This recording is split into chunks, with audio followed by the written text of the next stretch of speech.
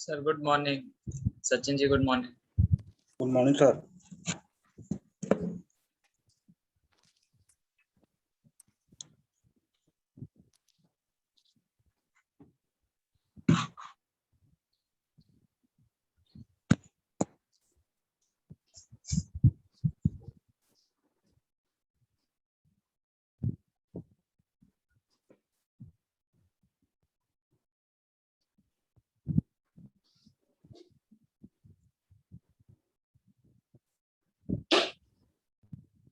Manish sir, good morning.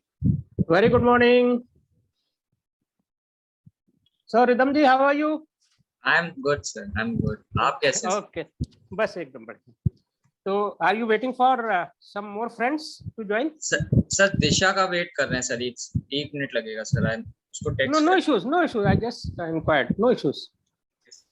कितने लोग join कर रहे हैं आपके मित्र? Sir total we are in 5. Sangram, Okay, Ashish, Prachi, Disha. Okay. Very fine.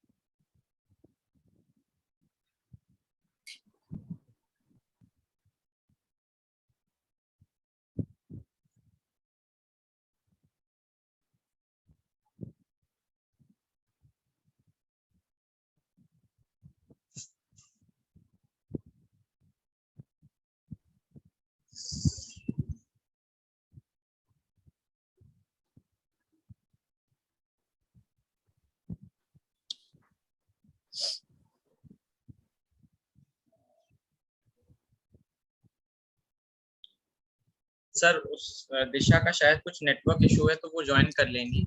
Sir we can begin. Okay. So welcome to all of you. Ridham ji, Prachi, and Ashish and Sangram. Yes. So 4 people are already there. Disha, Yes. we shall wait for her. No issues. Yes. So Ridham ji, Yes. Sir. जो मुझे बताया गया कि we have to talk today on the role of NABARD Yes, sir. in the entire process of FPO formation and its operation, isn't it? Yes, sir. तो कहाँ से शुरू करें? मतलब at what level of information we are, and then from there onwards we can start. Or sir, we can recapitulate the whole thing in 5 minutes and then we can discuss. How what you feel? Sir आप अगर थोड़ा सा beef कर दें और उसके बाद हम लोग अपने क्वेश्चंस रखें तो उससे सर थोड़ा इजी हो जाए. Right. तो मैं ये मानकर चलता हूँ कि आप सब लोग एफपीओस के बारे में जानते हैं. This is my presumption, right? हो सकता है कि उसकी प्रोसेस कैसे वो बनता है, क्या कैसे होता है, हो सकता है उतना डिटेल में आप लोग नहीं गए होंगे, but still just to refresh our memory, right? And put things in perspective. So let us start from the point as to why FPO is required, right? Yes. Why FPO is required? What is your take on this? Any one of you? Sir, in my sense, I think FPO is required to help the marginalized farmers in the sense that inputs will the cost of input will decrease और output में उनको efficiency बढ़ जाएगी तो उनको profit margin बढ़ जाएगा. बिल्कुल आपने बिल्कुल you have hit the point. तो प्रॉब्लम हमारी यहीं से शुरू होती है कि पहले हमको ये पता हो कि आज की तारीख में as on date what is the scenario of Indian agriculture, right? The scenario is that we have 14 million land holdings as per the latest census that was probably conducted in 1516 or 1415, right? Out of that, 2/3 of them are not small, are marginal land holdings. When we say small, we mean at least 1 hectare, isn't it? No, Yes. 2 hectares, 2 hectares, Yes. 5 acres, right?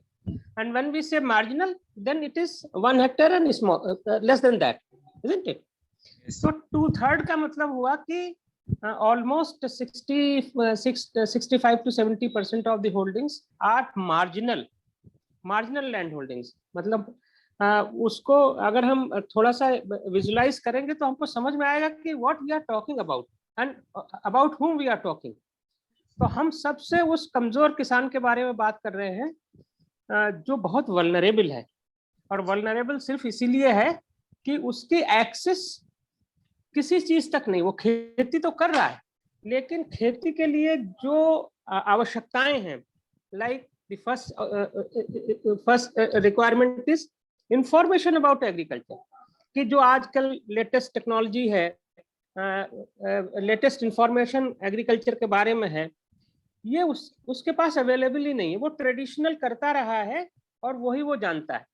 The extension services which are available either in the government sector in terms of KVKs, agriculture universities, agriculture colleges, etc., or from the private sector. Private sector हम लोग सब जानते हैं आजकल rural business hubs, बहुत सारे rural business hubs all over the country काम कर रहे हैं, राइट? तो मैं थोड़ा फास्ट तो नहीं बोल रहा हूँ, आप यू आर टेकिंग नोट्स और what? Sir, we'll be able to manage. Okay, fine. Right.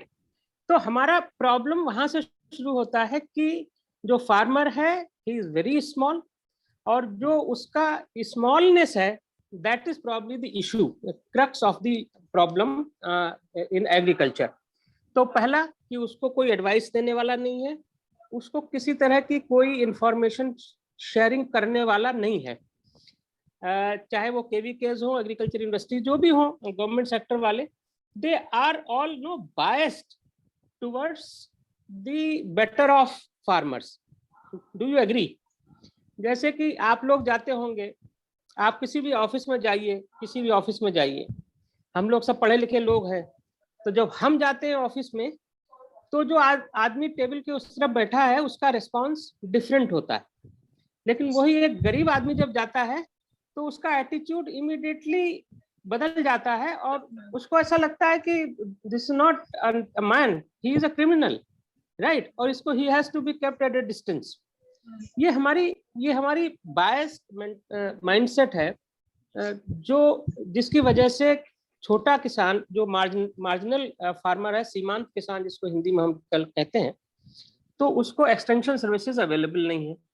दूसरा, वो अगर मान लीजिए उसको पता भी हो कि उसे मॉडर्न टेक्नोलॉजी यूज करना चाहिए, कैन ही यूज इट?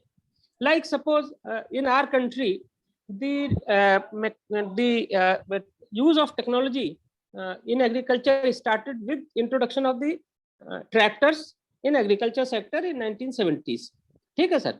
जब हम लोगों ने ग्रीन रेवोल्यूशन की बात करना शुरू किया लेटर हाफ ऑफ 60s में, तो जो टेक्नोलॉजी यूज सबसे पहले इंट्रोड्यूस की गई वो या तो पंप सेट थे इरिगेशन के लिए, और या ट्रैक्टर्स थे फॉर कल्टीवेशन, राइट सर? अब एक ट्रैक्टर आप सब लोगों ने देखा है कि कितना भी छोटा ट्रैक्टर हो उसके लिए कितनी what should be the size of land holding which can make the adoption of tractor technology as viable.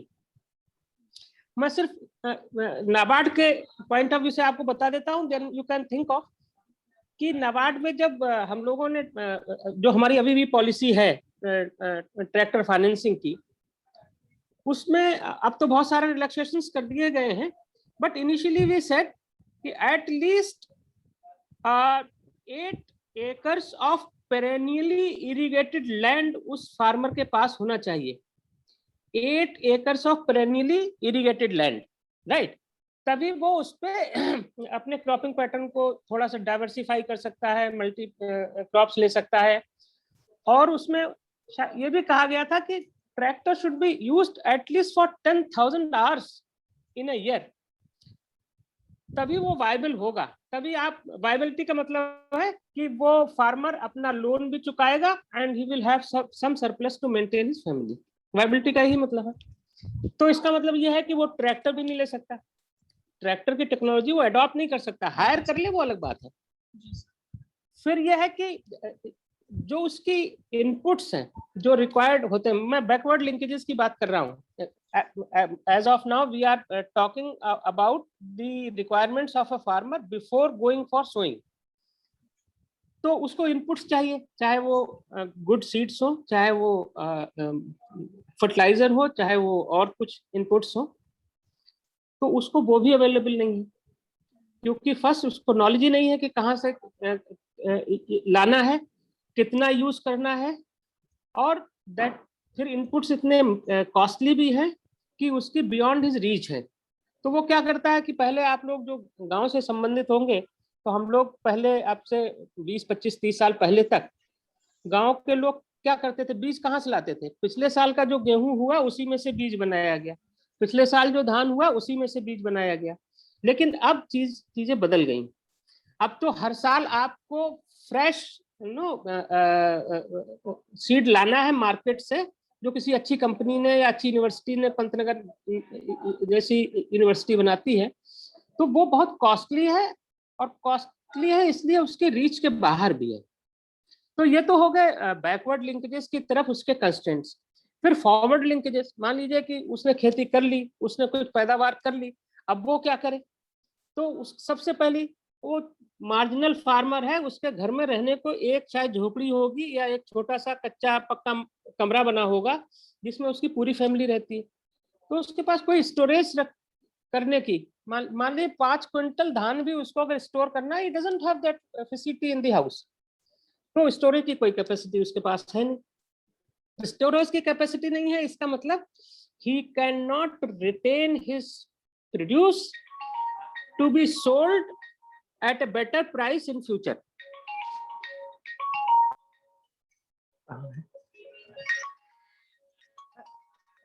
I'll just hold on, मैं एक फोन आ रहा है, मैं उसको अटेंड कर लूं। Sure sir, sure. हाँ युवा जी बोलिए। हाँ गुड मॉर्निंग। मैं बिजी हूँ, एक वेबिनार चल रहा है, तो can I call you back? ठीक है, मैं 1 घंटा तो लगेगा, उसके बाद मैं कॉल करता हूँ।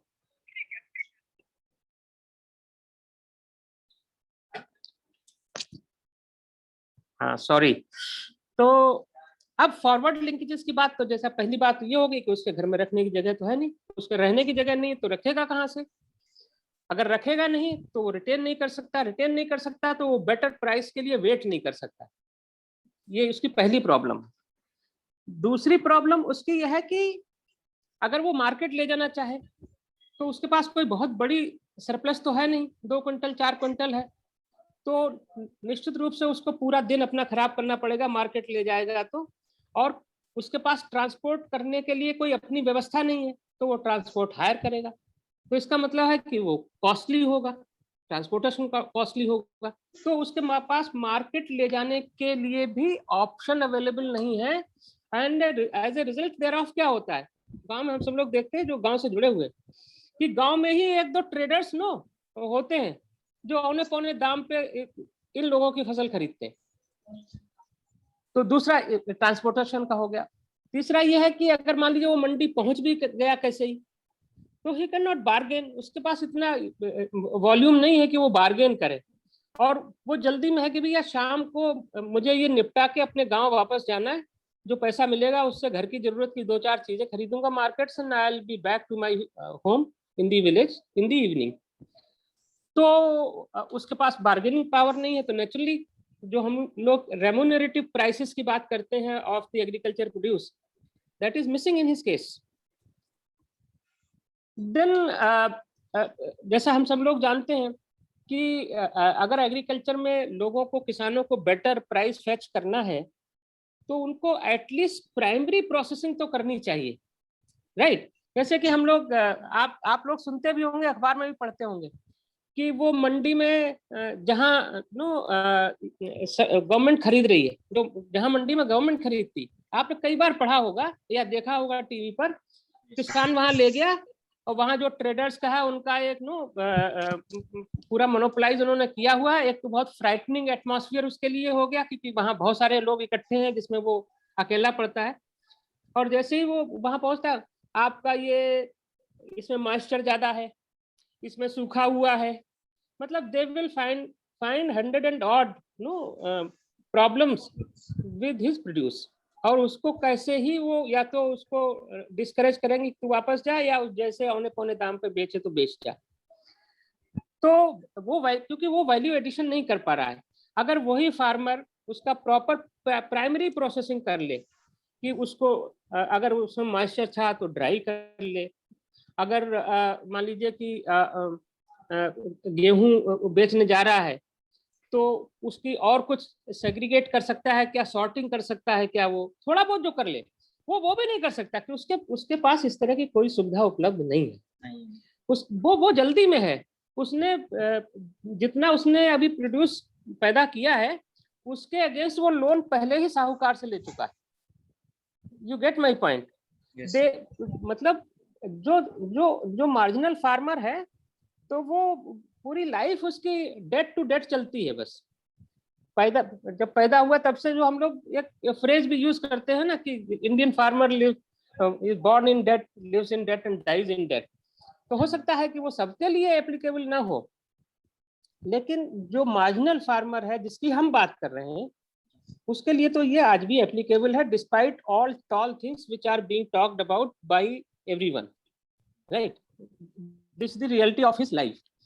तो अब इसमें इसका मतलब है कि उसकी सबसे बड़ी प्रॉब्लम ये है कि उसके पास वॉल्यूम नहीं है, और वॉल्यूम नहीं है इसलिए उसको इकोनॉमीज ऑफ स्केल का कोई बेनिफिट नहीं मिल सकता, राइट? यस। हाँ, तो अब हम इसका सोल्यूशन क्या है, इसको क्या किया जाए? हर आदमी पिछले 75 ईयर्स से उनकी प्रॉब्लम्स का सोल्यूशन ही खोज रहा है, and still we are in dark. अभी भी मतलब किसान एक अकेला ऐसा प्राणी है जिसकी समस्याओं का समाधान 75 साल में सरकार नहीं खोज पाई, और सबका खोज लिया गया। एंड हम लोग सब जानते हैं कि किसान एक only producer in this country and maybe even abroad. He is the only producer जिसकी प्रोड्यूस का वैल्यू दूसरा आदमी तय करता है। कभी आप इस पे सोचिए कि एक जो नॉन फार्म सेक्टर में जो लोग कुछ जो बनाते हैं, मान लीजिए कि कोई आदमी एक झाड़ू भी बनाता है, तो वो जो झाड़ू बना रहा है वो झाड़ू वाला तय करता है कि मेरी झाड़ू मार्केट में कितने की बिकेगी, isn't it? Yes. लेकिन जो किसान है बेचारा, किसान की वो ले जाता है मंडी में, और मंडी में फिर वहां लोग वहां इकट्ठे हैं, वो तय करते हैं कि तुम्हारी प्रोड्यूस किस भाव बिकेगी। तो वो तो बहुत वल्नरेबल कंडीशन में है। Now we have to deal with these vulnerabilities, क्योंकि हम लैंड होल्डिंग्स का साइज बढ़ा नहीं सकते, और किसानों जो एग्रीकल्चर पर डिपेंडेंस है लोगों की अप टू 70%, और ये 70% दुनिया की सारी स्टेटिस्टिक्स चेंज हो गई, लेकिन ये statistics 70% is constant for last 75 years after independence and probably before that also.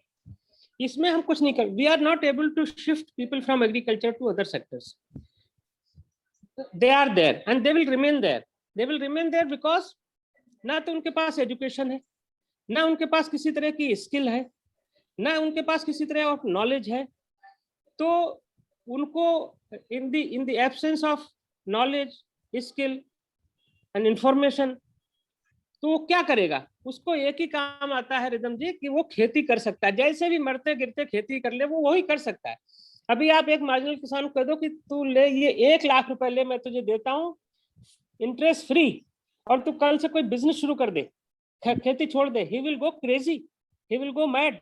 उसको पता ही नहीं कि वो कैसे किया जाता है, बिकॉज फॉर टाइम इमेमोरियल उसके घर में कभी किसी ने बिजनेस नहीं किया। तो एग्रीकल्चर उसके डीएनए में है, वो कर सकता है। आप वो खेत बो सकता है, वो पशुपालन कर सकता है, वो मुर्गी पालन भी कर सकता है, वो ये सब कर सकता है, बट नॉन फार्म सेक्टर की कोई बिजनेस वो नहीं कर सकता। इसका मतलब है कि फार्मर्स को हम at least in the short run we can not shift the farmers in a big number from agriculture to non agriculture, right. Yes. तो अब सोल्यूशन क्या है? सोल्यूशन ये है कि इनका स्केल बड़ा किया जाए। Yes.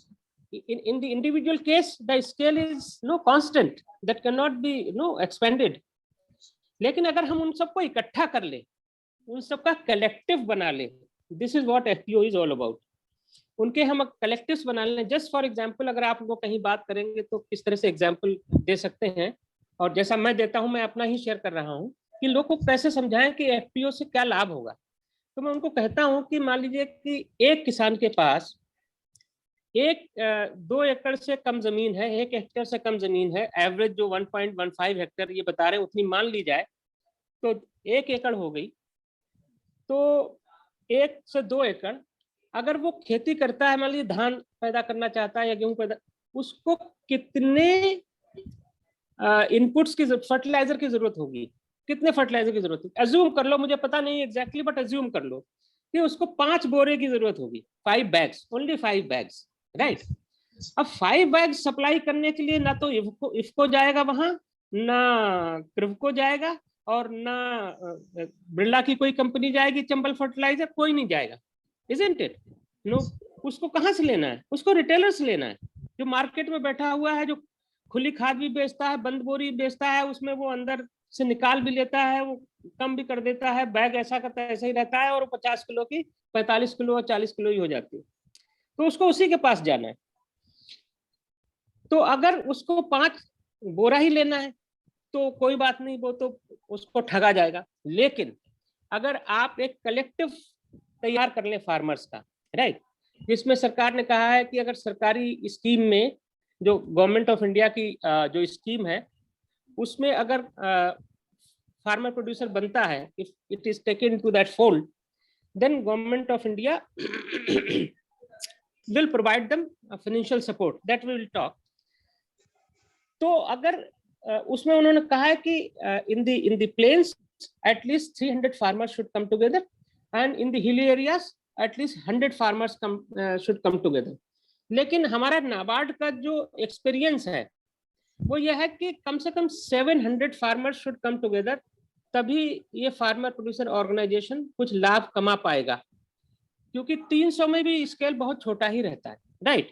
But still, but suppose हम वी टेक 500, बिकॉज जहां भी बन रहे फार्मर्स प्रोड्यूसर्स ऑर्गेनाइजेशन 500 वक्त तो वो जा ही रहे हैं। Suppose we take 500।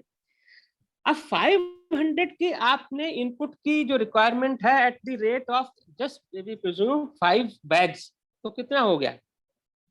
कितना हो गया? 5 मल्टीप्लाइड बाई 500, तो 2500 बैग्स हो गए। Yes. मैं तो समझता हूँ कि वो 1 ट्रक लोड से ज्यादा हो गया होगा। 1 ट्रक लोड में 2500 तो नहीं आ सकते। 5 truck load sir, 5 truck load 500 आता है। 500 अगर किसी को ये पता लगे, किसी भी सप्लायर को ये पता लगे कि मेरे यहाँ इस गांव में 500 ट्रक लोड्स ऑफ फर्टिलाइजर बिक सकता है, यहाँ डिमांड है, तो वो उसके घर पे आएगा कि नहीं आएगा? बिल्कुल आएगा। वो अपना एक आदमी भेजेगा टाई लगा के, बढ़िया सूट पहन के टाई लगा के भेज देगा, चाहे मोटरसाइकिल से ही आए, और वो फार्मर से बात करेगा, उनको समझाएगा कि देखिए हम आपको आपके घर पे दे देंगे, आपको इतना पैसा हम कमीशन डिस्काउंट दे देंगे, बैग की कीमत आपकी अलग बच जाएगी। वो उसको पूरा समझा के जाएगा। he will supply the input at his doorstep, right? So this is the benefit from at the backward linkages level, अगर वो इकट्ठे हो जाते हैं। इसी तरह से अगर जब हार्वेस्टिंग के बाद वो इकट्ठे होते हैं, और वही अगर अकेला फार्मर है, उसके पास सरप्लस, जो मार्केटेबल सरप्लस है, वो मान लीजिए 5 बैग्स ही है, again we take suppose, you understand, no? Marketable surplus, we all talk of marketable surplus, है नहीं? Production minus consumption is the surplus which is marketable. Suppose उसके पास 5 बैग्स, अगेन उसका वही प्रॉब्लम है, 5 बैग्स के लिए तो कोई ट्रेडर उसके घर पर नहीं आने वाला है। लेकिन 2500 बैग्स के लिए वहां आएंगे। मान लीजिए गेहूं पैदा कर रहा है, तो वो जो आटा बनाने वाली कंपनी है, चाहे आशीर्वाद हो, चाहे आईटीसी हो, चाहे शक्ति भोग है, जो what ever you can call them, उनका आदमी आएगा कि भाई इतना सप्लाई हमको चाहिए, और आप वो निगोशिएट करेगा और बेटर प्राइस ऑफर करेगा, और वही वो सारे लॉजिक समझाएगा कि आपका ट्रांसपोर्टेशन कॉस्ट बच जाएगा, आपको हम पैसा भी ज्यादा दे रहे हैं, और आपको कहीं जाना भी नहीं है, तो इस तरह से। तो ये फॉरवर्ड लिंकेज के लेवल पे उसका बेनिफिट है, मोटा मोटा तो यही है, इसी के लिए तो हम बना रहे हैं। तो ये तो हो गया कि why FPOs are required. FPOs are required because individual marginal farmer is vulnerable. He is not able to negotiate with the market forces in the market individually.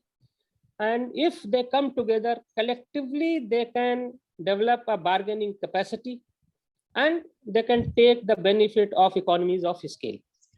ये हो गया कि हम क्यों FPO की जरूरत है। FPO की जरूरत इसलिए है। अब FPO बनेगा कैसे? जब आप लोग बोर हो जाए तो मुझे बताइएगा, देन नहीं जो भी सर, आप चाहेंगे। सर हम बोर नहीं होने वाले। ना, ठीक है। अब FPO बनेगा कैसे? मतलब हिंदुस्तान में दो लोगों को साथ बिठाना and to bring them on the same platform, same wavelength is a herculean task. दो आदमी एक दूसरे के साथ बैठने के लिए तैयार नहीं है, और गांव में तो और भी बुरी हालत है, राइट? मतलब वो कलेक्ट बॉन्डिंग वाला जो एरिया है वो बहुत वीक है हम लोगों का। तो 2 आदमी 5 आदमी साथ बैठने को तैयार नहीं है। तो और हम लोग कह रहे हैं कि हम 5 साल में 10,000 FPOs बना देंगे, सरकार यही तो कह रही है, राइट?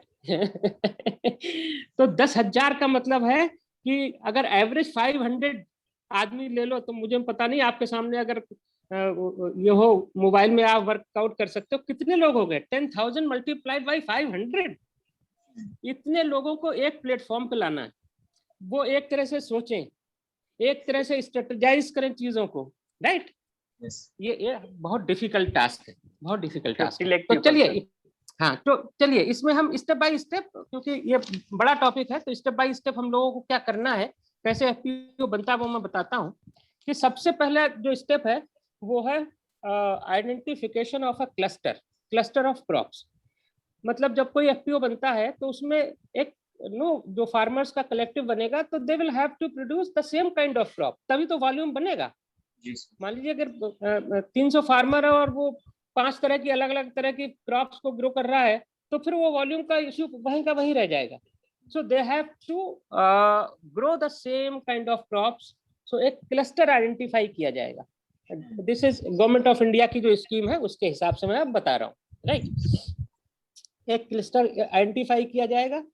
उसके बाद एक बार क्लस्टर आइडेंटिफिकेशन हो गया, which has already been done, UP में तो मुझे पता है, और स्टेट्स में भी हो ही गया होगा। हर डिस्ट्रिक्ट के लिए उन्होंने एक क्लस्टर ऑफ क्रॉप्स या 2 क्लस्टर, वॉट एवर एरिया के हिसाब से उन्होंने आइडेंटिफाई कर लिए हैं, उसके लिए वो FPO बनाए जाएंगे। फिर सेकंड स्टेज आता है कि टू क्रिएट अवेयरनेस। अवेयरनेस वही जो हम लोग अभी बात कर रहे हैं, कि जाके लोगों से बात की जाए, उनको समझाया जाए कि भैया आपको इससे ये लाभ होंगे, राइट? और उनको कन्विंस किया जाए, और जब वो कन्विंस हो जाएं, तब जो पोटेंशियल मेंबर्स हैं उनका आइडेंटिफिकेशन हो जाए, right sir? So third is identification of potential members. फिर चौथा है कि ये जो मेंबर्स होंगे, जो बनेंगे, उनको समझाने वाला भी तो कोई चाहिए। अपने आप तो ये होगा नहीं, अपने आप नहीं होगा। यहाँ पे मैं नाबार्ड को इंट्रोड्यूस करता हूँ। नाबार्ड ने इसको लिखे चाहे ना लिखे, नाबार्ड ने FPO की जो परिकल्पना है, the concept of FPO was thought of by NABARD way back in 2010-11। और नाबार्ड में हम लोगों ने क्या किया, that time I was in NABARD, I was a serving officer that those days. हम लोगों ने एक फंड क्रिएट किया ओनली 50 करोड़ का, ओनली 50 करोड़ का, जिसमें हम लोगों ने कहा कि हम फार्मर्स के जो कलेक्टिव्स होंगे, फार्मर्स के कलेक्टिव्स उस तरह के या कोऑपरेटिव सोसाइटी के रूप में वो काम करते हैं, या जिस तरह से भी कोई कलेक्टिव होगा तो उसको हम सपोर्ट करेंगे 3 चीजों में। Number 1 and which is most important is capacity building. NABARD की जितनी भी स्कीम्स आप देखेंगे उसमें capacity building is the main idea of the entire scheme of NABARD. हम लोग इस बात में विश्वास करते हैं, जैसा हम सब लोग जानते हैं कि जो कहावत है ना, एक अंग्रेजी में हिंदी में उसको कहेंगे कि आदमी को मछली मत दो, मछली पकड़ना सिखा दो, राइट? तब वो सर्वाइव, मछली दे दी। जैसे गवर्नमेंट आजकल डोल्स दे रही है, इसकी सब्सिडी ले लो, उसका ये ले लो, फलाना ले लो, चलाना लो, and they have made everyone so dependent on doles of government कि अब कोई भी आदमी काम ही नहीं करना चाहता।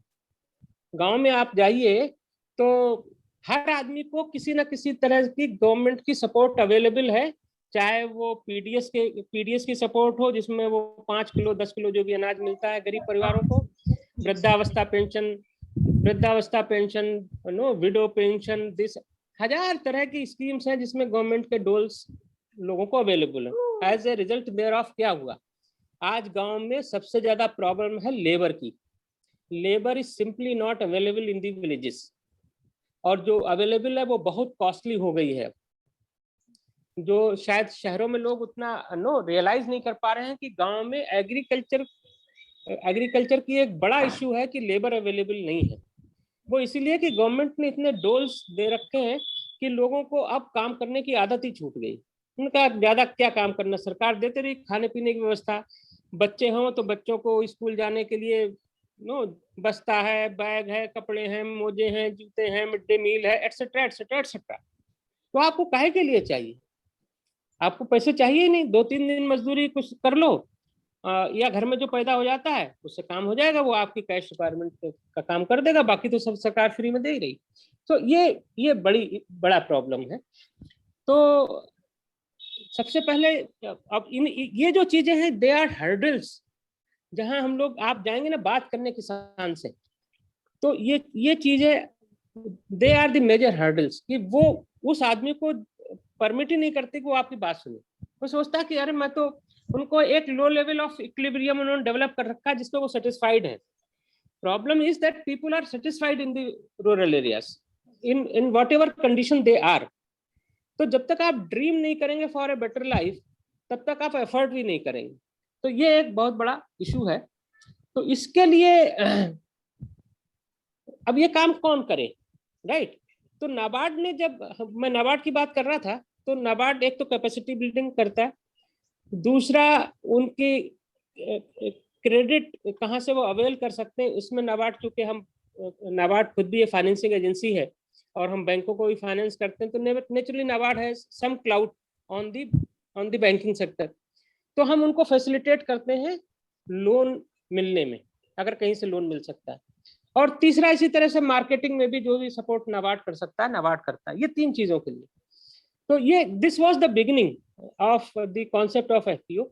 उसके बाद 2014-15 if I am not wrong, 14-15 में गवर्नमेंट ऑफ इंडिया ने एक फंड दिया नाबार्ड को 200 करोड़ का, राइट? और उसको हम लोगों ने नाम दिया था प्रोड्यूस फंड, और कहा कि आप 2000 एफपीओज बनाइए, इस फंड को यूज कीजिए और 2000 एफपीओज बनाइए। So we started working on that. और उसके लिए अब चूंकि नाबार्ड के पास भाई कोई ऐसा तो मैन पावर है नहीं, हमारी मैन पावर तो गांव में नहीं है।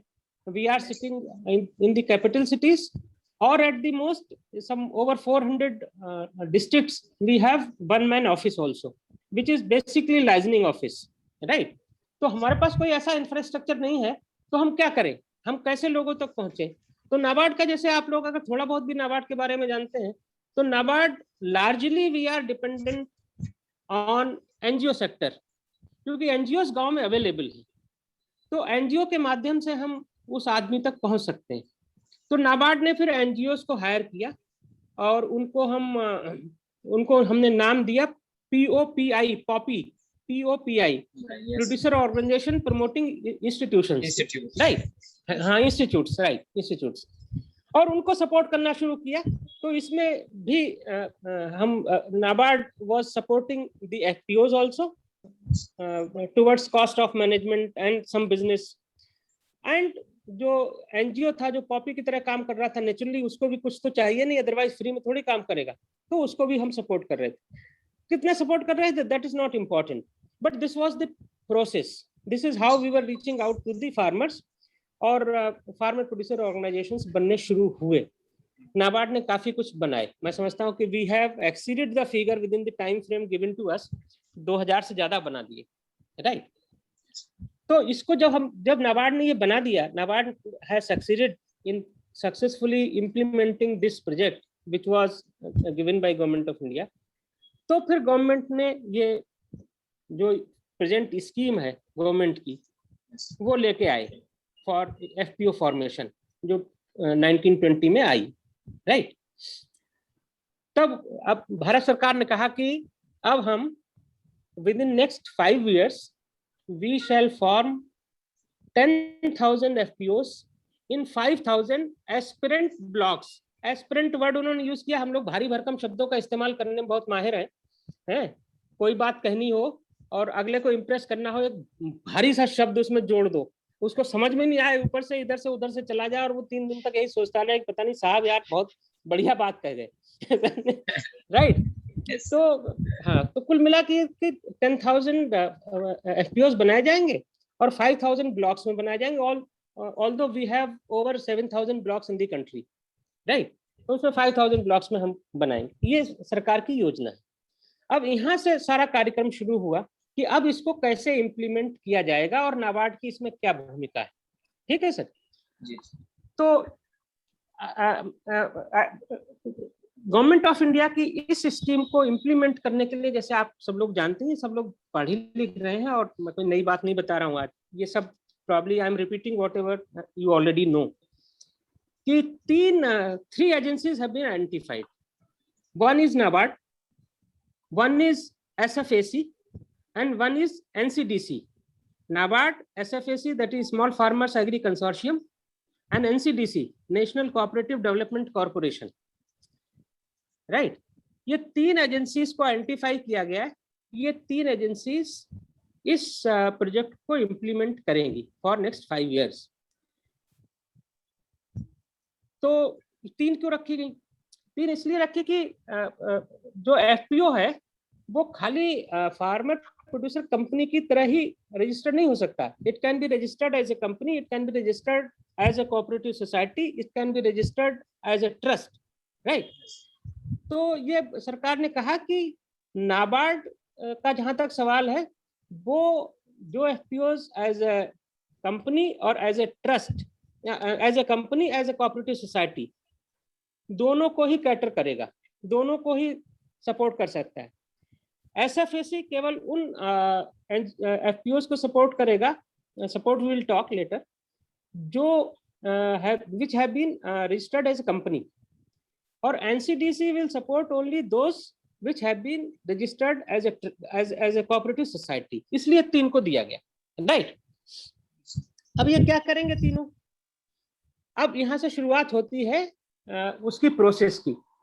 सबसे पहले तो अब देखिए, जहां तक क्लस्टर आइडेंटिफिकेशन का सवाल है वो तो सरकार करेगी, उसमें इन तीनों एजेंसीज का कोई रोल नहीं है। Government has used its own machinery and they have identified the clusters in different districts। उसके बाद का काम इन एजेंसीज को करना है। तो again these agencies cannot go to the field and do the work themselves, right? Yes. तो ये क्या करें? जैसे नाबार्ड ने, मैंने कहा कि we roped in NGOs, we hired the services of NGOs। तो इस स्कीम में सरकार ने कहा कि एक दूसरा नाम दिया है, cluster based business organisation. Basically they are NGOs type, right. काम वही वो करेंगे, cluster based business organisation, CBBOs कहलाएंगे ये। और ये CBBOs का काम होगा, फर्स्ट जो हम लोगों ने बात की, टू क्रिएट अवेयरनेस। इन CBBOs का काम होगा टू आइडेंटिफाई पोटेंशियल मेंबर्स। इन CBBOs का काम होगा, they will conduct baseline survey and conduct diagnostic studies. इनका काम होगा कि वो बोर्ड ऑफ डायरेक्टर्स को बनाने में उसकी मदद करेंगे FPO की, और इनका ये भी काम होगा कि उनकी ट्रेनिंग को भी ये फैसिलिटेट करेंगे। They will only facilitate, they will not give training, they will facilitate. जैसे ट्रेनिंग के लिए भी इंस्टीट्यूशंस जो है, इंस्टीट्यूट्स आइडेंटिफाई कर लिए गए। जैसे one of the main institution which has been identified for training of FPOs is, अगर आपने नाम सुना हो, नाबार्ड की एक संस्था है BIRD, BIRD, banking institute for rural development. ये ट्रेनिंग सेंटर है, लखनऊ में इसका कैंपस है। तो ये एक मेजर ट्रेनर्स हैं, और इसी तरह से और कुछ लोग और भी आइडेंटिफाई किए गए हैं जो ट्रेनिंग देंगे, लेकिन फैसिलिटेट करेगा वो CBBO। मतलब फार्मर को बेचारे को क्या पता कहाँ ट्रेनिंग मिलेगी, कौन ट्रेनिंग देगा, कैसे वहां पहुंचा जाएगा। तो वो सारी जो फैसिलिटेशन का काम है वो CBBO करेगा। अच्छा, अब ये जो मेंबर्स आइडेंटिफाई होंगे, जैसा मैंने शुरू में ही कहा कि ये सबसे कठिन the most difficult task is to convince the people to come together and form FPO, isn't it? तो ये कैसे किया जाए? तो जैसा मैंने लेटर वेन में कहा था कि 2 आदमी सामने बैठ के बात करने के नहीं करना चाहते यार। तो इसका मतलब है कि अगर हमको 300 आदमी, 300 फार्मर्स तो कम से कम चाहिए प्लेन्स के एरियाज में, अगर हमको FPO बनाना है तो। सरकार की नहीं तो सरकार की जो सपोर्ट है वो मिलेगी नहीं। तो 300 लोगों को कन्विंस करना है। तो 300 लोगों को एक साथ तो कन्विंस नहीं किया जा सकता। 300 लोग को बुलाओगे तो वो आएंगे भी नहीं, और अगर 300 लोग बैठ गए तो आप क्या बात करोगे उनसे? कुछ नहीं हो सकता। So what to do then? तो उसको जब कोई बड़ी प्रॉब्लम होती है, ऐसा हम लोग आपके क्लासरूम से भी बताया जाता होगा कि कोई बहुत बड़ी प्रॉब्लम हो तो उसको सॉल्व करने के लिए उसको छोटी छोटी प्रॉब्लम्स में पहले बांट लो आप, नो? हाँ, और जब प्रॉब्लम छोटी छोटी हो जाए तो वन आफ्टर द अदर आप उसको सॉल्व करना शुरू करो। सिमिलरली गांव में अगर CBBOs को अवेयरनेस क्रिएट करना है, लोगों को साथ लाना है, कलेक्टिव्स बनाने हैं, तो सबको तो नहीं ला सकते। तो उनको कहा गया है you form farmers interest groups, FIGs, right? जिसमें 15 से 20 फार्मर को हर एक ग्रुप में रखो। You get my point? तो 20 लोगों के साथ बात करना भी आसान होगा और 20 लोगों को समझाना भी आसान होगा। इसमें मुझे नहीं मालूम कि आप लोगों को पता है कि नहीं है, नाबार्ड में हम 19 from the beginning, that is 1982, जब नाबार्ड बना रिजर्व बैंक से अलग होके, उसी समय हम लोगों ने एक विकास वॉलंटियर वाहिनी करके एक प्रोग्राम चलाया था। तब से लेके आज तक चल रहा, उसका नाम बदल गया, अब हम उसको फार्मर्स ग्रुप्स कहते, फार्मर्स क्लब्स कहते हैं, फार्मर्स क्लब्स, राइट? तो हमने फार्मर्स क्लब्स का की योजना उस समय से चला रहे हैं कि हर एक गांव में हम लोग फार्मर्स क्लब्स बनाने की कोशिश करते हैं, अगेन थ्रू NGOs, जिसमें मैक्सिमम 20 फार्मर्स होंगे, और उनको हम लोग वही सब सिखा रहे थे जो अब FPO में सिखाने वाले। So we have been doing it for last 40 years. NABARD को ये तजुर्बा है 40 इयर्स का FPO, अगर आप कहें तो FPO बनाने का, कि लोगों को कैसे, how to mobilise people, how to convince them to come together and form a kind of collective, right? तो ये बनाएंगे, ये CBBOs के लोग जाएंगे गांव-गांव और वो इस तरह के फार्मर्स इंटरेस्ट ग्रुप्स बनाएंगे और उनको अवेयरनेस क्रिएशन का काम करेंगे, उनको कन्विंस करने का काम करेंगे।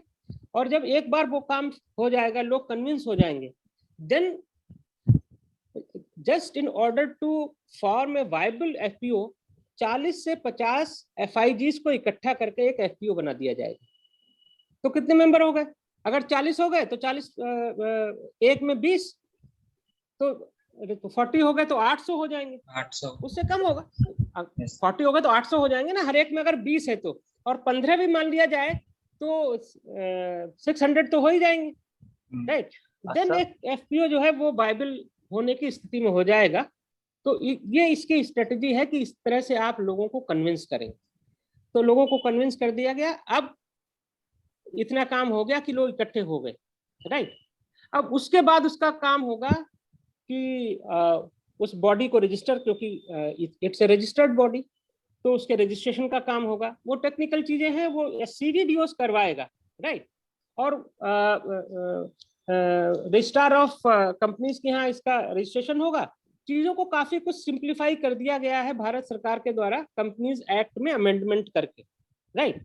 उसमें कोई बहुत बहुत बड़ा काम नहीं है।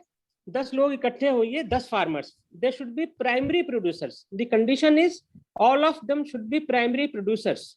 उसमें कोई नॉन प्रोड्यूसर नहीं हो सकता।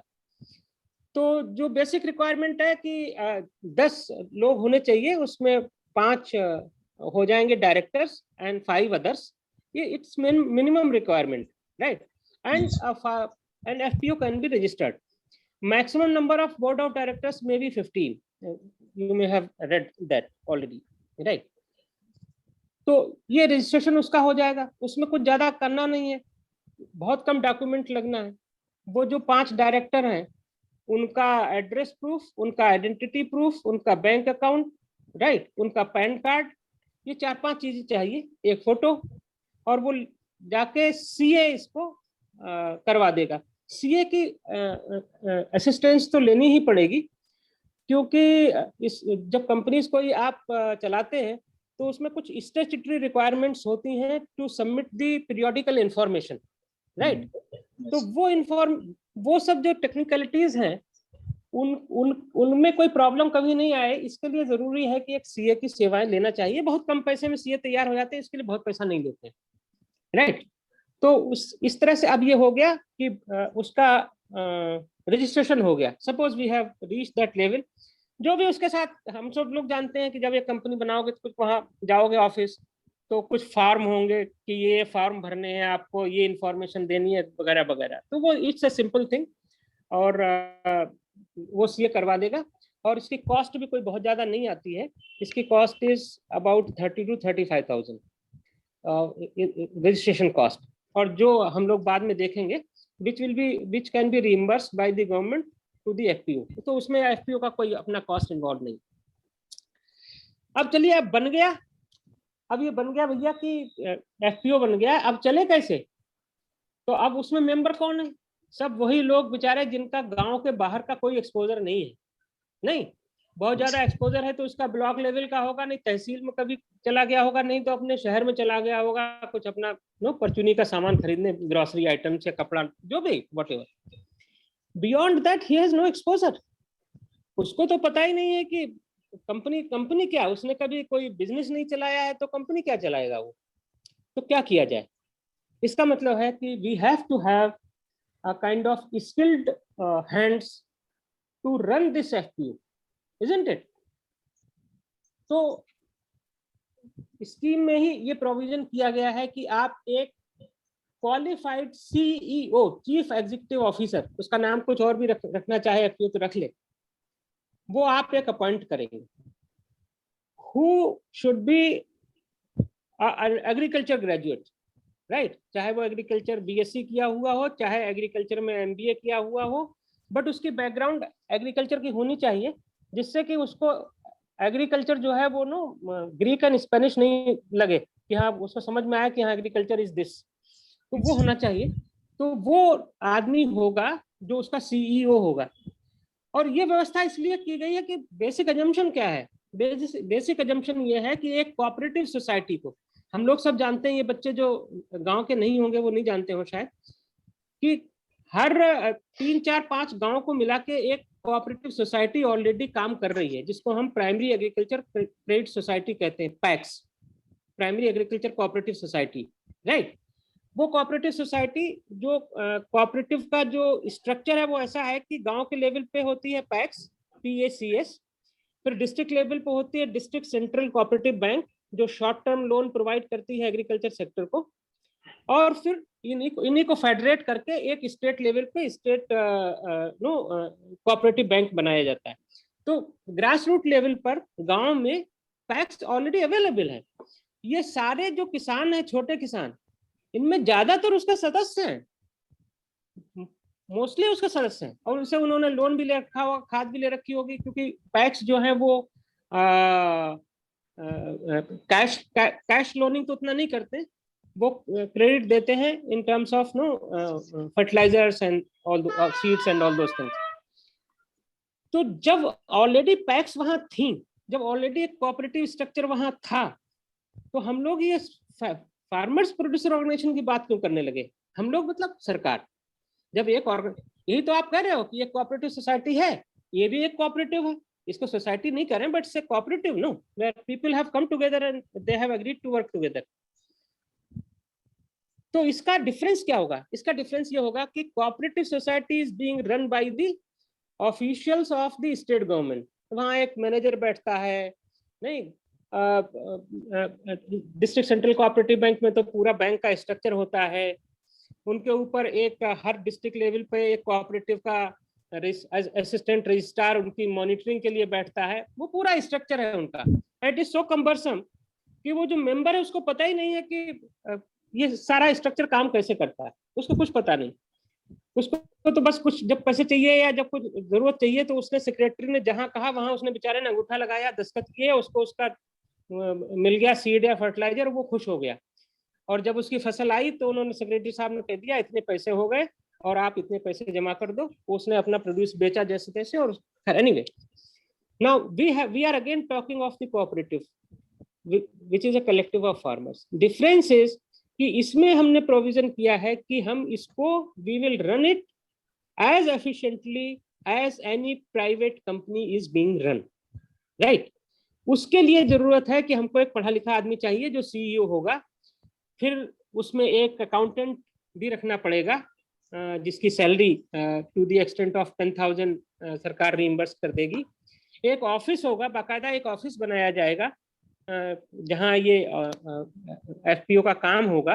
तो एक पूरा जो एक कंपनी का इंफ्रास्ट्रक्चर होता है कि भाई आप गए तो चाहे एक ही हॉल हो, उस हॉल में कुछ लोग बैठे हैं, सबके पास टेबल है, कुर्सी है, बातचीत आपसे ठीक से कर रहे हैं, राइट। तो ये सारी व्यवस्था एफपीओ को करनी होगी। They will, if they want to run it as a company, then they have to do it. तो ये डिफरेंस होगा कि इसको हमको एफिशिएंटली रन करना है किसी भी प्राइवेट कंपनी की तरह, as against what is happening in cooperative societies, जो सभी सब maximum cooperative societies are running in loss, right. तो अब हम यहाँ आ गए कि हमने एक ऑफिस बना लिया, राइट। अब उसके बाद जो कुछ भी काम होगा, अब ऑफिस बन गया, सीईओ भर्ती हो गया, एक अकाउंटेंट भी हो गया, सब काम हो गया, बोर्ड ऑफ डायरेक्टर्स बन गया, लोग मेंबर बन गए। Now the FPO is ready to work. अब इसको जो भी ये वर्क करेगा उसका इसको एक बिजनेस प्लान बनाना पड़ता है, हर एक को एक बिजनेस प्लान बनाना पड़ता है, राइट। तो ये एफपीओ अपना हर साल का एक बिजनेस प्लान बनाएगा। इसमें जो सीईओ वगैरह हैं वही सब बनाएंगे और उस बिजनेस प्लान को एग्जीक्यूट किया जाएगा। This is how the FPO will start working, right. और इसमें क्या क्या काम कर सकता है एफपीओ? तो FPO will start initially with aggregating the produce of the farmer after harvest and aggregating the demand for inputs before going for sowing. ये सब काम शुरुआत की जो बिजनेस होगी वो इसी तरह की यही होगी, इससे आगे वो नहीं जा पाएंगे, राइट। उसके बाद जो बिजनेस कर सकता है एफपीओ, जैसे जैसे आगे बढ़ेगा, बड़ा बनेगा, then sky is the limit. Anything which relates to agriculture can be the part of the business of FPO. उसमें गवर्नमेंट ने अपनी जो सर्कुलर निकाला है उसमें कुछ 8-10 तरह के एक्टिविटीज को मेंशन भी कर दिया है, but that is illustrative, they can do anything which relates to agriculture sector. तो अब ये एफपीओ शुरू हो गया। अब ये जो एजेंसीज मैंने 3 बताई, इनका क्या काम? इनका काम है सबसे पहले सीबीडीओस का आइडेंटिफिकेशन, वो ये एजेंसीज करेंगी। तो उन्होंने किया भी है कि एक ऐड दे दिया पेपर्स में और उन्होंने बता दिया कि ये एलिजिबिलिटी क्राइटेरिया है इस तरह का, इस तरह की कंपनीज अप्लाई करें सीबीबीओस के लिए। और उन्होंने लोगों का इंटरव्यू लिया and on the basis of that they have identified CBBOs, they have been appointed in all districts, at least in Uttar Pradesh I know. और उसके बाद ये काम शुरू हो गया।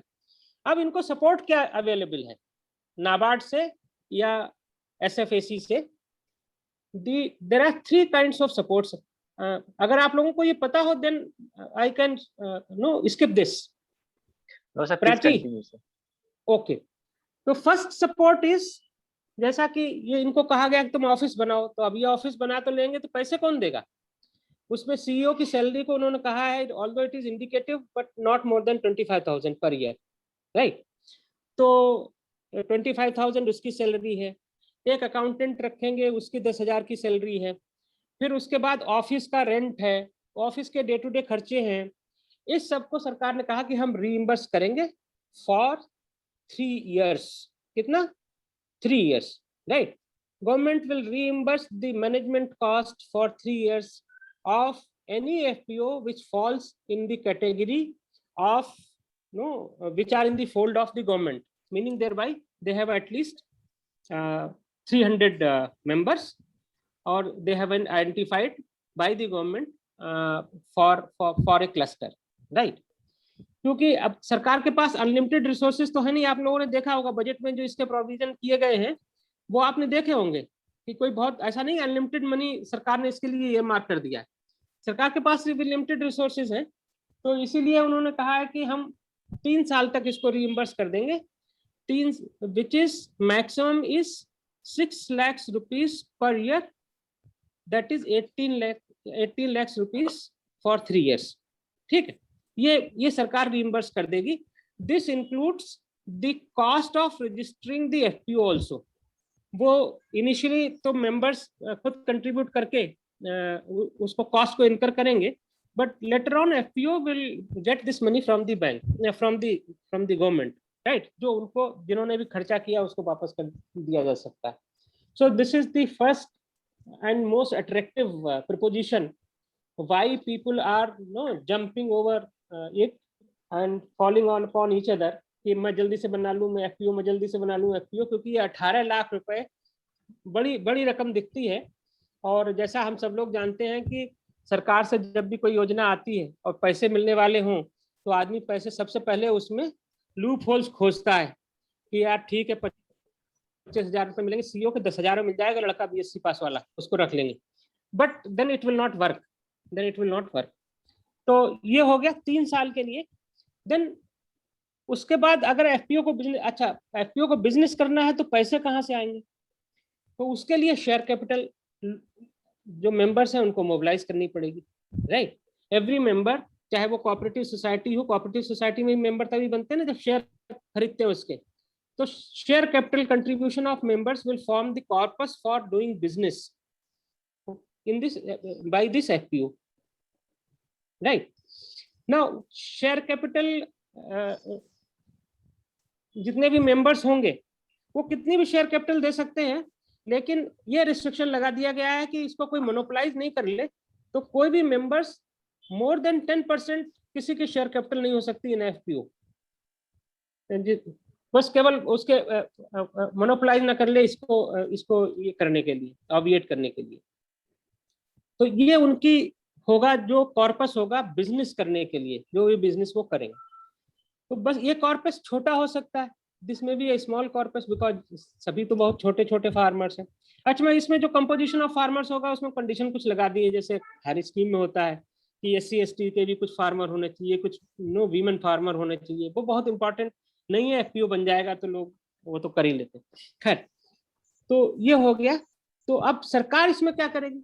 तो सरकार ने एक इक्विटी कंट्रीब्यूशन फंड बनाया इन एजेंसीज के साथ, एक नाबार्ड के पास, एक SFAC के पास, ठीक है? और सरकार ने कहा कि हम we will contribute to your share capital on matching this thing to the extent of 15 lakh. मतलब 1 लाख से लेके 15 लाख तक जो शेयर कैपिटल है FPO की, उसमें मैचिंग 15 लाख तक, मैक्सिमम 15 लाख तक सरकार मैचिंग ग्रांट दे देगी, राइट? FPO की कैपिटल कितनी भी हो सकती है, FPO की कैपिटल ज्यादा भी हो सकती है, 50 लाख भी हो सकती है, 40 लाख, व्हाटएवर इट इज। लेकिन गवर्नमेंट का जो मैक्सिमम कैप है दैट इज एट 15 lakhs कि हम 15 lakhs दे देंगे, आप अपना बिजनेस करो। उसमें अगेन सरकार ने हम लोग जिस तरह से माइंडसेट हमारा काम करता है कि कहीं ऐसा नहीं हो कि 2-4 लोग ही पूरे एफपीओ को मोनोपोलाइज करके और 15 लाख सरकार से ले लें, तो गवर्नमेंट ने एक राइडर लगा दिया, नॉट मोर देन 2000 पर मेंबर। तो इसका मतलब क्या हुआ कि अगर 2000 पर मेंबर है तो आप हिसाब लगा लो 15 लाख लेने के लिए कितने मेंबर चाहिए। तो दैट वर्क्स आउट टू वही 700 के आसपास हो जाएगा, right. So this is the second type of assistance which is available to these farmer producer organizations through NABARD as well as SFAC, right? NCDC को ये फंड डिस्ट्रीब्यूशन का काम नहीं दिया गया है, उनके भी अगर NCDC में कोई रजिस्टर्ड है FPOs, they will approach NABARD for this assistance, right? So the third kind of assistance which government has provided is the guarantee for collateral free loan for FPO। जो FPO कोई बड़ा business कर रहे हैं, if they have reached that level, तो government ने कहा कि up to a project cost of ₹2 crores वो बैंक से collateral free loan दिलवाएंगे। Government will be the guarantor in that case, right? तो उसमें भी उन्होंने एक शायद कैप लगा दिया है कि loan will not be more than ₹1.5 crores। ये आप लोग सब जानते होंगे, ये तो कोई ऐसा इंपॉर्टेंट इंफॉर्मेशन नहीं जो आप लोग नहीं जानते हो। तो ये 3 तरह की असिस्टेंस है जो नाबार्ड के माध्यम से जा रही है, राइट। तो this is how the FPO will work. अब इसमें अगर और कुछ छूट गया है मुझे नहीं पता, अगर आप लोगों के दिमाग में कोई सवाल चल रहा हो कि ये मैंने नहीं बताया तो यार पूछ लेना, राइट, तो मैं बता दूंगा। Otherwise probably I have finished whatever I wanted to say. अब इसका ये कैसे काम करेगा, इसकी मॉनिटरिंग कैसे होगी, वो आप लोगों के लिए इम्पोर्टेंट नहीं है, इसलिए हम उसमें नहीं जा रहे कि इसमें इन्होंने डिफरेंट लेवल्स पे कमेटीज बनाई हैं। जैसे डिस्ट्रिक्ट लेवल पे एक कमेटी है under the chairmanship of collector, state level पे एक कमेटी है probably under the chairmanship of APC, central level पे एक कमेटी है एग्रीकल्चर डिपार्टमेंट, एग्रीकल्चर मिनिस्ट्री में, जो इनकी मॉनिटरिंग करेंगे। तो वो मॉनिटरिंग वाला पार्ट अलग है। Now we have finished the operational part of FPO. इसमें अगर कोई प्रश्न हो तो पूछे। नाबार्ड का रोल मैंने बता दिया। We started from 2010-11, then we came to 14-15 where fund was given to us by Government of India, and then now we are finally into this scheme of Government of India which is being implemented by NABARD, SFAC and NCDC, and this is what the role of NABARD and NCDC has, the SFAC has been envisaged in the scheme by the Government of India. This is what we are doing. तो इसमें अगर कोई question आपका हो जो which I have missed तो मैं पूछिए। पहले तो ये बताइए कि बहुत बोरिंग तो नहीं लगा। आप तो यही कहोगे बहुत अच्छा लगा, क्योंकि सर आपको ऑनेस्टली बताऊं तो कंसेप्चुअलिटी, एक जो कंसेप्ट क्लैरिटी होती है सर वो नहीं थी। बिट्स और पीसेस में चीजें पता थी, अब एक स्ट्रक्चर्ड वे में पता है कि चीजें कैसे फ्लो होती हैं। एफपीओ का हो या नाबार्ड का हो या एफआईजी का हो, सब चीजें हम लोगों को बिट्स एंड पीसेस में ये पता थी कौन सी चीज क्या होती है, लेकिन एक सिस्टम नहीं पता था। तो उसमें सर इंटरेस्ट ऐसे आ रहा था कि सर आपने पूरा एक चैनल बनाया कि चीज शुरू कहाँ से होगी, रूट से लेके आप ऊपर तक आए, तो वो एक फ्लो चार्ट बन गया। जी सर एक्चुअली ये इतना एंगेजिंग था, अगर हम इसको 1 मिनट के लिए भी आई थिंक अगर छोड़ते ना तो हम आई थिंक फ्लो भूल जाते कि कहाँ जा रहे थे। So kind of you for good words, but now questions if there are any. दिशा, प्राची, आप लोग जिसके पास क्वेश्चंस हो प्लीज आस्क। मेरे तो सर ने ऑलरेडी 3 क्वेश्चंस थे वो आंसर ही कर दिए इनिशियली। हाँ अभी पूछ लीजिए, और हॉस्टल में जाके याद आए तो मेरा नंबर हो तो आप फोन कर सकते हैं, वो किसी भी समय उसमें कोई। एक्चुअली मेरा एक बेसिक क्वेश्चन है। हाँ जी बोलो। जैसे कि अपने एफपीओस की अपन बात कर रहे हैं, लेकिन जैसे कि सर आपने कोऑपरेटिव सोसाइटी की बात की और जो स्टेट गवर्नमेंट का जो सब्सिडी वाला सिस्टम चलता है, जैसे कि मैं अभी करंट सिनेरियो की बात करूंगा तो गेहूं का जो रेट था वो 1975 रुपए प्रति क्विंटल था, जो कि कोऑपरेटिव सोसाइटी ने परचेज किया है मध्य प्रदेश में। अदर राज्य का जी मुझे मालूम नहीं, आई थिंक यही होगा। वो और ही है, अभी जो वो तो मार्केट एमएसपी। वैल्यू है सर, आई थिंक वो, हाँ जी जी, हाँ हाँ हाँ हाँ, तो सर बोलिए अभी जो बोलिए मार्केट वैल्यू बोलिए। है गेहूं की, आई थिंक 1500 या 1600 रुपए प्रति क्विंटल होगी मैक्सिमम, शायद, जहां तक मुझे मालूम है। हम्म तो सर इस हम्म। चीज के साथ कैसे कोप विद करेंगे कि जैसे कि जो डिफरेंस आ रहे हैं, तो क्या जो अपन जो एफपीओ फॉर्म कर रहे हैं वो मतलब देखिए एग्रीगेट करे और बाहर ले जाके बेचे? आशीष बाबू, मार्केट में प्राइसेस कौन तय कर रहा है? मार्केट में प्राइसेस मार्केट तय कर रही है। And what is market? It is a collective of traders. नहीं, तो इसका मतलब है कि collective of traders is deciding the price, right? अब वो price is exactly being decided by demand and supply. You can not say that, nobody can say, right?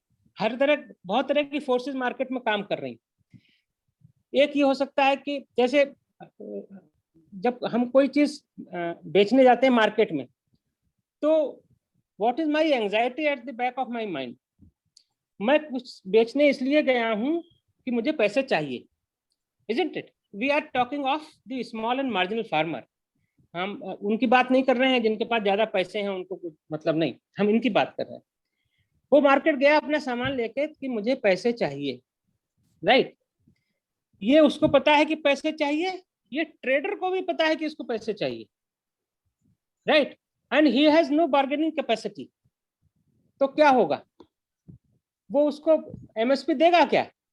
Farmer को MSP देगा क्या? नहीं देगा ना।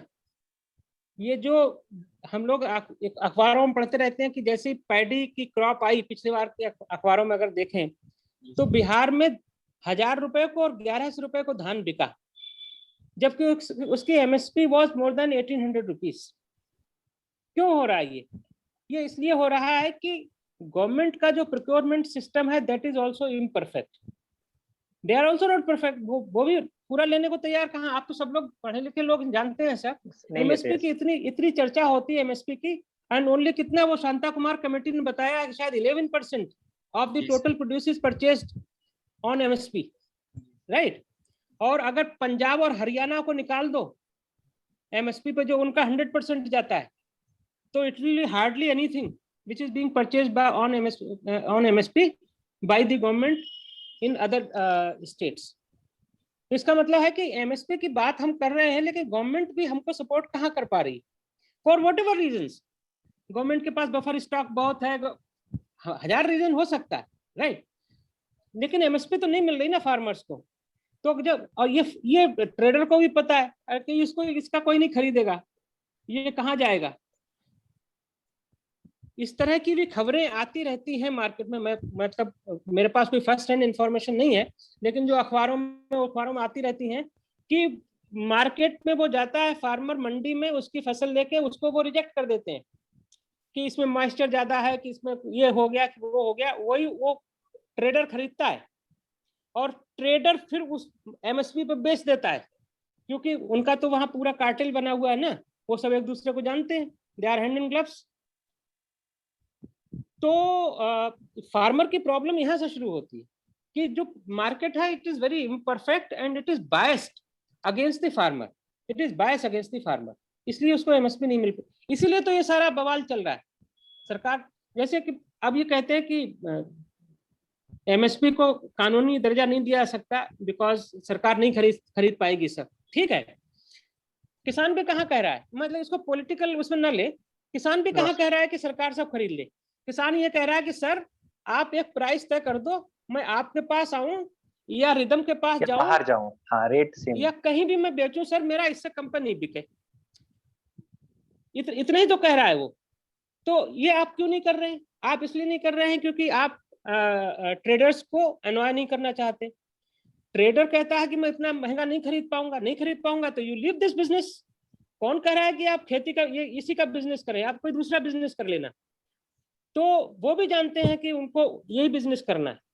तो ये प्रॉब्लम है कि एमएसपी पे वो नहीं बिक पा रहा है सारा, अब जो भी इसका सोल्यूशन होगा, मैं probably I missed your main core of your question. Ashish कुछ और Actually, पूछा था आपने, मैं कुछ और नहीं बोल नहीं गया। सर, एक्चुअली मैंने एमएसपी पे ही पूछा था, क्योंकि सर हम भी किसानी करते हैं और परचेसिंग भी करते हैं, और रिसेंटली हमने यहाँ पे कोऑपरेटिव सोसाइटी में गेहूं यहाँ पे बेचा भी था, जिसका पेमेंट भी रिसीव हो गया, और हर बार हम वहीं पे सेल करते हैं। तो यहाँ पे खैर जो मार्जिनल किसान ज्यादा है, बड़ी लैंड होल्डिंग किसी के पास नहीं है, तो इजीली मतलब जो टारगेट सेट होता है प्रति एकड़ की, तुम्हें 12 क्विंटल तुम इतना दे सकते हो, तो आई थिंक उसके अकॉर्डिंग यहाँ पे किसान दे देते हैं कोऑपरेटिव सोसाइटी में। दैट इज वेरी फाइन, बहुत आप सही कह रहे हो, लेकिन अगर ऐसा हर स्टेट में हो रहा हाँ है, सर, हर हो जाए बिल्कुल सर, बिल्कुल मान नहीं। लीजिए हम प्रिज्यूम करें हर स्टेट में हो जाए, राइट, तो फिर तो प्रॉब्लम ही खत्म हो गई ना। हाँ सर, एग्जैक्टली। फिर ये पर आपका फिर ये पॉइंट शांता, बिल्कुल वैलिड है। हाँ, ये नहीं, फिर लेकिन वो एक्चुअली शांता सर मैं कुमार, बस हाँ हाँ वो शांता कुमार कमेटी कह रही कि 11% ही प्रोक्योर हो रहा है एमएसपी, वो क्यों हो रहा है? फिर तो 100% हो जाएगा। तो डिस्पाइट द फैक्ट कि एमएसपी फिक्स की गई है और स्टेट गवर्नमेंट्स खरीदती भी हैं, लेकिन पूरा नहीं खरीदा जा रहा है, सबका नहीं खरीदा जा रहा है। आप हम लोग आप सब, आपने वहां अगर बेचा है और आपने देखा होगा तो जहां वो प्रोक्योरमेंट का यूनिट रहता है, हाँ सर, वहाँ पे यस सर, किस किस तरह के दलाल वहां काम कर रहे हैं, जी सैकड़ों दलाल वहां काम कर रहे हैं। जी जी। तो ये सबसे बड़ी प्रॉब्लम, और ये प्रॉब्लम दलाल की, ये स्मॉल फार्मर की है, मार्जिनल फार्मर की है, क्योंकि वो छोटा, जो थोड़ा सा भी बड़ा फार्मर है वो थोड़ा बहुत नेतागिरी भी कर रहा है गांव में, उससे पंगा कोई नहीं लेगा, राइट। तो ये वल्नरेबल क्लास है जो ये सफर कर रहा है। अब इसका क्या सोल्यूशन होगा, ओनली गॉड नोस। एफपीओ एक सोल्यूशन लेकर सरकार आई है, लेकिन ये भी जितना नो देखने में, यस सर, बातें करने में एग्जैक्टली, जितना दैट्स व्हाई आई आसान है, asked that question. Yes sir. हाँ उतना आसान है नहीं, because again just not to quote me, कि जो एफपीओ अच्छा काम करने का क्लेम कर रहे हैं, मैं उत्तर प्रदेश की बात कह रहा हूँ, right, they are the pocket organisations of some people. वो या तो फैमिली का ऑर्गेनाइजेशन हो गया है वो एफपीओ, या 2-3 लोगों ने मिलकर कार्टेल बना लिया है, जो और मेंबर्स हैं उनको तो पता ही नहीं कि वहां हो क्या रहा है। तो वो जो हम डेमोक्रेटिक प्रोसेस की बात करते हैं कि एफपीओ में जो बोर्ड ऑफ डायरेक्टर्स होगा उसमें सारे मेंबर्स उसको सिलेक्ट करेंगे, और हर 2 साल के बाद या 3 साल के बाद वो बोर्ड ऑफ डायरेक्टर्स के मेंबर्स को चेंज करें, it's not happening and this will never happen also. तो ये सब है, थोड़ा कठिन काम है, लेकिन ठीक है, हर कठिन काम को अगर कठिन मान के हम नहीं करेंगे तो फिर कुछ भी अच्छा काम नहीं हो पाएगा। इसलिए जरूरी है कि कठिन काम हो तो स्टार्ट तो करो। जी thank you so Ashish much. जी। हेलो हाँ सर, प्रति, एक्चुअली मुझे पूछना था कि अभी मतलब 2-3 पॉइंट्स आपने अभी फिलहाल ही बता दिए, जैसे एक फैमिली का कार्टेल बन जाता है एंड देन वो पूरा ऑपरेशंस जो है एफपीओ के वो रेगुलेट करने लगता है। सर उसी के बेसिस पे पूछना चाह रही थी, और क्या क्या रिस्क हैं जो एफपीओ बनाने के बाद एसोसिएटेड है एफपीओ से, अगर आप कुछ उस पर थोड़ा सा बता पाए। देखिए सबसे बड़ा रिस्क तो यही है कि एफपीओ चलेगा कि नहीं चलेगा, है। जी। I think you call it operational risk. yes yes sir. Uncertain. Right, सबसे बड़ा रिस्क तो यही है, राइट। दूसरा रिस्क ये है कि जैसा मैंने कहा, अगर मान लीजिए वो अच्छा काम करने लगा, it can be monopolised by some people who are active. तो वो जो डेमोक्रेटिक प्रोसेस है, that will be the first casualty. वो दूसरा ये है। तीसरा ये है कि जब उसका प्रॉफिट होने लगेगा, suppose they reach that level जहां प्रॉफिट होना शुरू होता है, तो एवरीथिंग शुड रिमेन ट्रांसपेरेंट, उसमें कहीं ओपेकनेस नहीं आनी चाहिए।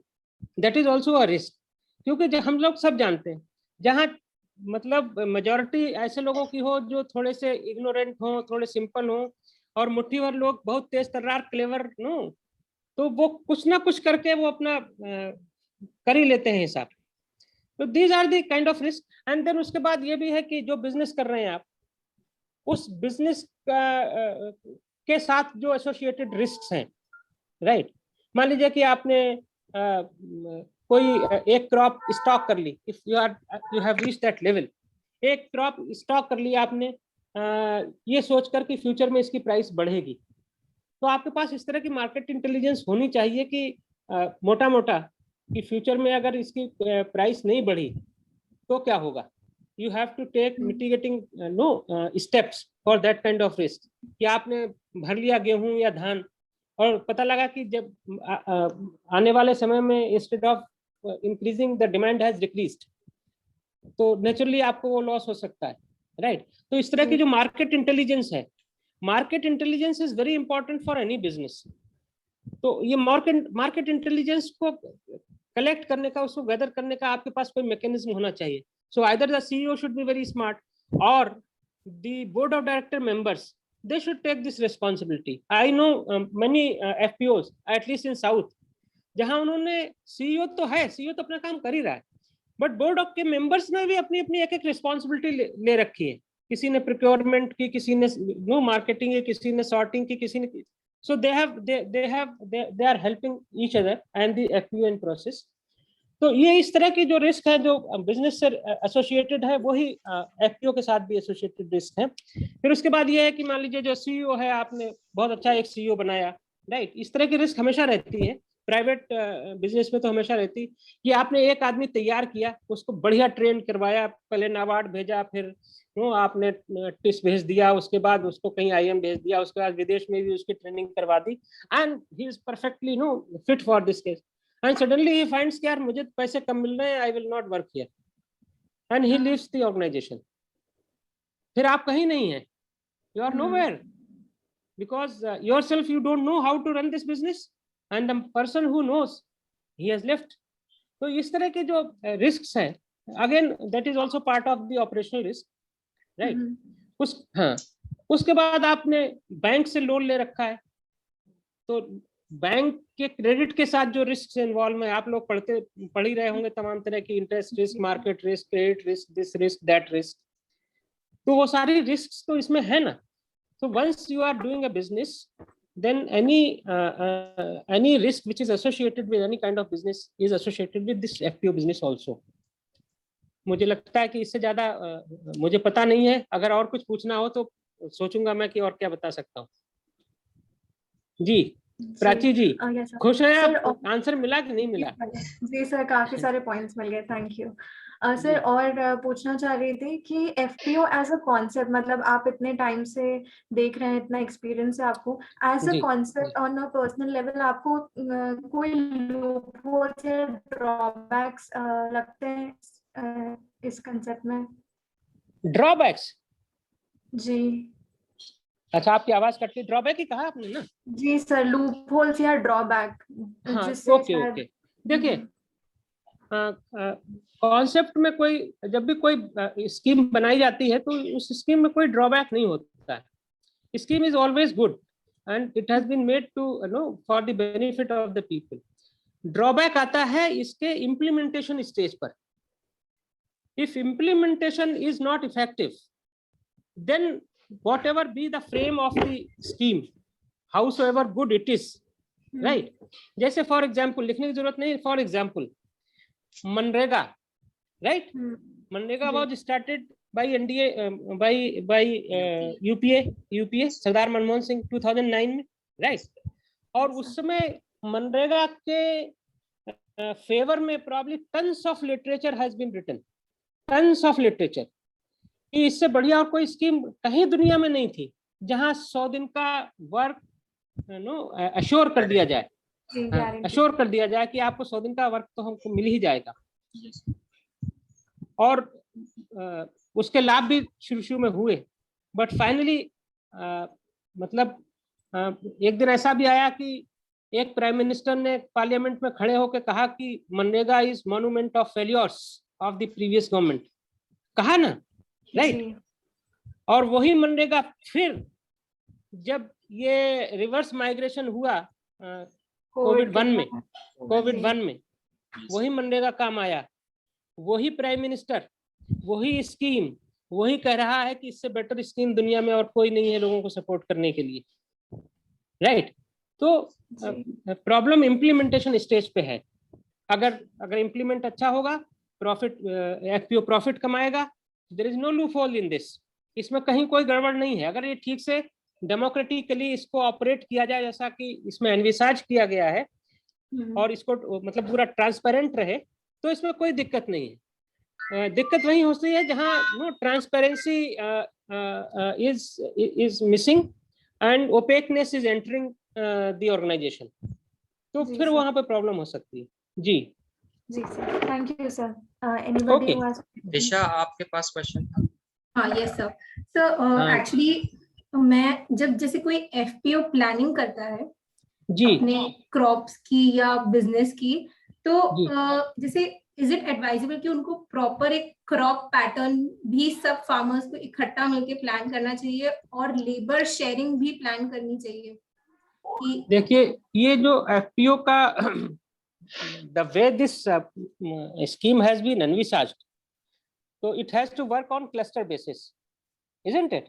Yes sir. तो जैसा कि हम लोगों ने शुरू में ही कहा कि ये क्लस्टर बेसिस पे ऑपरेट करेगी, तो जब क्लस्टर बेसिस पे ऑपरेट करेगी तो जो भी इसके मेंबर्स होंगे they will agree to grow that crop for which the FPO has been formed. Disha, I am audible? Yes You सर, can- यस सर। राइट। तो अलग अलग क्रॉप्स तो होने का सवाल नहीं उठता है। अलग अलग क्रॉप अगर बोने लगेंगे लोग तो फिर वो एफपीओ काम ही नहीं कर पाएगा, राइट? तो उसमें because finally what we are trying to address by FPO, we are trying to address the problem of scale of the individual farmers by forming FPO, isn't it? Yes yes sir. हाँ, तो scale का problem, अगर सब लोग अलग अलग crop grow करने लगेंगे तो the problem of scale will remain there. You cannot increase the volume of your produce and you cannot bargain the cost of input in individual capacity. तो वो तो प्रॉब्लम नहीं होगी क्योंकि क्लस्टर बेसिस पे ही होगा। दूसरा पार्ट क्या था आपके सवाल का? सर लेबर शेयरिंग की, जो मतलब लेबर है वो शेयर जी। करना चाहिए क्या, जो फार्म्स पे काम करेंगे जो लेबर, जैसे जी। कि रूरल में अभी जैसे आपने मेंशन किया था कि मिलना भी मुश्किल है, जी, जी। तो क्या सब फार्मर्स को आपस में लेबर शेयरिंग का देखिए, Facility- आपने बहुत अच्छा सवाल किया, बहुत इट्स अ गुड क्वेश्चन। यहीं पर सारी प्रॉब्लम तो यही है दिशा जी कि फार्मर प्रॉब्लम फेस कर लेगा लेकिन दूसरे के साथ कोऑपरेट नहीं करेगा। This is the problem. हम आपको बताते हैं, मैं अपना I belong to a village, I can share my childhood. जब हम लोग छोटे थे, means I am talking of a period से अप टू 80s, कि गांव में जब शुगर केन की सोइंग होती थी तो उसके लिए कोई लेबर हायर नहीं किया जाता था, ना शुगर केन की सोइंग के लिए ना हार्वेस्टिंग के लिए। जिस दिन सोइंग होगी, एक के यहाँ होगी, तो बाकी सब लोग आके उसको मदद करेंगे and turn by turn this will be done. को किसी तरह का लेबर कोई हायर नहीं करता था। हार्वेस्टिंग के लिए, शुगर केन के हार्वेस्टिंग के लिए कभी कोई लेबर हायर नहीं करता था। हाँ, पैडी एंड वीट के लिए करना पड़ता था, सोइंग के लिए भी एंड हार्वेस्टिंग के लिए भी। आज की तारीख में ना तो सोइंग के लिए, शुगर केन की सोइंग के लिए कोई कोऑपरेट करने को तैयार है। हर आदमी, यूपी में मैं बता रहा हूँ, मैं अपने गांव की तरफ, मैं वेस्टर्न यूपी को बिलोंग करता हूँ, 400 रुपए का लेबर आता है एक दिन का, जब हम गन्ने की सोइंग करते हैं। और उसी तरह से जब हार्वेस्ट किया जा रहा है तब कोई लेबर नहीं आ रहा है। मतलब पहले तो लोग आते थे अपने जानवरों के लिए, वो चारे के लिए जो उसका ग्रीन पार्ट होता है वो ले जाते थे, फॉडर की तरह वो काम करता था, उसी में लोग काम कर लेते थे। आजकल कोई उसके लिए नहीं आ रहा है। आजकल फिर again you have to hire the wage labour. कोई किसी के साथ कोऑपरेट नहीं कर रहा है। मैं आप जो हम लोग बात करते हैं ना, गांव में बहुत अच्छा माहौल है, ये केवल किताबों में है। गांव का माहौल अच्छा नहीं है। गांव का मौसम गुलाबी नहीं है। वो गुलाबी केवल किताबों में, पिक्चरों में हम देखते हैं एक दूसरे का कोऑपरेट कर रहे हैं, ये कर रहे हैं, वो पिक्चरों तक ही रहने दो। गांव में आजकल कोई किसी को कोऑपरेट नहीं कर रहा। लेकिन जो आपका सवाल है वो बिल्कुल वैलिड है कि हम फाइनली बात तो कोऑपरेटिव्स की ही कर रहे हैं ना। हम बात तो इसी की कर रहे हैं कि somehow we should be able to reduce the cost of production, right, at the time of sowing। तो उसको हम रिड्यूस कर सकते हैं अगर हम एक दूसरे के साथ कोऑपरेट करें। और सबके पास टाइम है। अरे मार्जिनल फार्मर जिसके पास 1 एकड़ जमीन है, उसको कौन सा बहुत बड़ा काम है, सो वो दिन भर बिजी रहता है। वो सबके पास टाइम है, लेकिन वो बीड़ी पीता रहेगा, सिगरेट पीता रहेगा, गपियाता रहेगा, वो दूसरे के साथ कोऑपरेट नहीं करेगा। This is the problem. Now इसको कैसे सॉर्ट आउट किया जाए, it may be a psychological problem. I don't know what kind of problem is this, but then it is there. It's a fact of life. तो अगर वो cooperate करें तो निश्चित रूप से सबको लाभ होगा. लाभ की तो बात कर रहे हैं और लाभ Yes. कोऑपरेटिव से आ रहा है, इतना तो उनको सीखना चाहिए.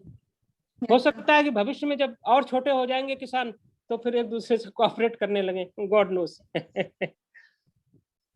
जी. तो एक जैसे लाइक आई वाज जब मैं रीड कर रही थी एफपीओ के सॉरी नाबार्ड के बारे में, तो आई केम अक्रॉस एनएबी किसान. आई थिंक एनएबी किसान एक सब्सिडियरी है शायद नाबार्ड की. नैब किसान या नैब किसान, यस. तो उसके बारे में अगर आप थोड़ा ब्रीफ कर सके तो. ये एक्चुअली नैब किसान तो इज ए रिसेंट डेवलपमेंट. तो Okay. ये जो एफपीओ का जब ये प्रोजेक्ट आया ना, जब तक मैं नाबार्ड में था तब तक नैब किसान नहीं था. It was Okay. probably 2 years back or 3 years back they have established this subsidiary. We started, we had 2 subsidiaries initially. One was NABCons, NABARD Consultancy Services, which is still there with its head office at Delhi. And then we had NABFin for microfinance services, having its head office at Bangalore. Now NAB Kisan is another addition. Probably few more subsidiaries they have added, which I am not aware. So NAB Kisan is basically to implement this scheme of producer organization, farmer producer organization. Basically, it has been maybe that they have some other operations also, which I am not aware. But fundamentally, it is for this purpose. Okay okay sir. And sir एक हम लोग जो discussion में cooperative societies versus एफपीओस का बात कर रहे थे. तो सर जैसे कि कोऑपरेटिव सोसाइटीज में जो मुझे समझ आया कि उसमें थोड़ा गवर्नमेंट ऑफिशियल्स का इन्वॉल्वमेंट रहता है और एफपीओस में इन्वॉल्वमेंट नहीं रहता है बेसिकली उसका. तो सर अगर उस डिफरेंस को अगर हम देखें तो फिर जो बाकी जो हमारी एग्जिस्टिंग कोऑपरेटिव सोसाइटीज हैं जैसे अमूल हो गई या जो डेयरी कोऑपरेटिव सोसाइटीज होती हैं, क्या वैसा स्ट्रक्चर जो है इज इट नॉट बेनिफिशियल जो एग्जिस्टिंग ऑलरेडी कर रहा है? मतलब आई एम नॉट श्योर कि I am able to put across the. नहीं, अमूल देखिए, अमूल तो पूरी दुनिया के लिए एक एग्जांपल है. Yes sir. Amul is a success story and all stories are not success stories. No. तो जो हम पैक्स की बात कर रहे थे, Amul is for dairy, PACS are basically for agriculture, primary agriculture, crop loan देने के लिए, to cater to that kind of needs of the farmers. तो वो अब अमूल जो है, अमूल में गवर्नमेंट का बहुत इंटरफेरेंस होगा ऐसा मैं नहीं मानता. और Amul is being run by professionals, isn't it? Yes, और वो इसको वो प्रोफेशनल रन कर रहे हैं जो किसी भी आईएएस और पीसीएस और जो भी व्हाटसोएवर ही इज उससे ज्यादा इंटेलिजेंट है. They know better about everything than the government man knows, right? तो उसके अमूल की बात तो छोड़, और वो उनका स्केल बहुत बड़ा है. They are now kind of MNC, isn't it? हाँ. तो उनको छोड़ दीजिए.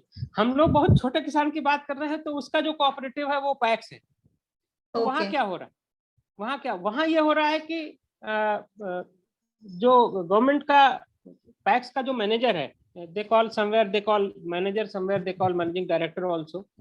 तो वो मैनेजर वो सरकारी आदमी है, राइट? मेंबर्स ठीक है, पैक्स का जो बोर्ड है वो किसानों का है, उसका बोर्ड का जो अध्यक्ष है वो भी किसान है, लेकिन बेसिकली जो उसको 24/7 ऑपरेट कर रहा है वो सरकारी आदमी है. तो वो अध्यक्ष जी को तो पता ही नहीं है कि वो कहाँ साइन करवा रहा है उनसे, राइट? तो हाँ, ये प्रॉब्लम है वहाँ, ये प्रॉब्लम है वहाँ. तो सर फार्मर्स के लिए भी वैसा कोई कोऑपरेटिव हो सकता है ना जिसमें गवर्नमेंट का इन्वॉल्वमेंट कम हो? नहीं, देखिए, once you register as a cooperative society, right, then all those rules and regulations which have been stipulated by the government for a cooperative society, you have to follow them. और जैसे उनको follow करोगे तो उनका interference आ गया. आप independently कुछ नहीं कर सकते. Yes sir. ठीक है. Yes sir, thank you sir. Rhythm संग्राम। संग्राम, आपके पास कोई क्वेश्चन है?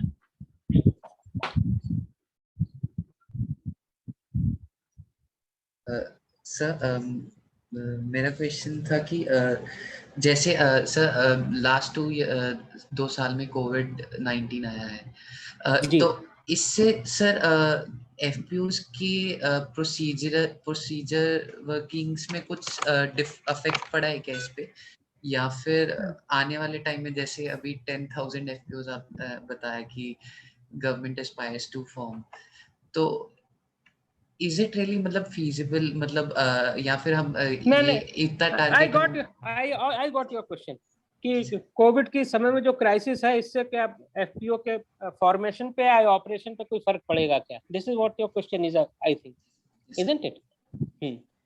नहीं, तो Covid has nothing to do with the no either the formation of FPO और द ऑपरेशन ऑफ एफपीओ। देखिए, अगर आपने अखबार पढ़ते हैं, सब टीवी टेलीविजन देखते हैं, Covid has not affected the agriculture sector. नहीं, जी sir. Covid has affected the industrial sector, manufacturing sector, कि लोग वहां से सूरत से, बंबई से, सब जगह से भाग भाग के बिहार अपने गांव चले गए वगैरह वगैरह। लेकिन किसान तो गांव में ही था, he was doing his business, तो वो तो प्रोड्यूस कर ही रहा था, राइट? तो उसका कोविड का इस पे कोई इस पे कोई फर्क नहीं पड़ेगा। No, I don't envisage any problem for the FPO, either in formation और इन इम्प्लीमेंटेशन।